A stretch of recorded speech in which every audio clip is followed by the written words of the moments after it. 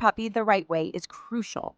Choose high-quality puppy food packed with protein and nutrients. No human food or adult dog food. Depending on their age, feed them 3 to 4 times a day and always have fresh water available. What's your puppy's favorite treat so far? Keeping your puppy clean is next. Brush their fur regularly to avoid tangles, especially for fluffy breeds.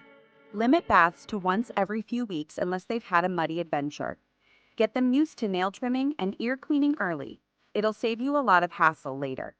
Now let's talk about your home. It should be a safe playground for your puppy. Hide electrical wires, keep toxic foods out of reach, and create a cozy space for them to sleep. A crate or puppy bed is perfect and helps with potty training. Start training as early as 8 weeks. Make it fun and positive with rewards. Teach basic commands like sit, stay, and come. Socializing your puppy with people and other dogs is essential to prevent behavioral issues down the line. Have you started training yet? Finally, prioritize healthcare. Schedule vet visits for vaccinations, deworming, and regular checkups.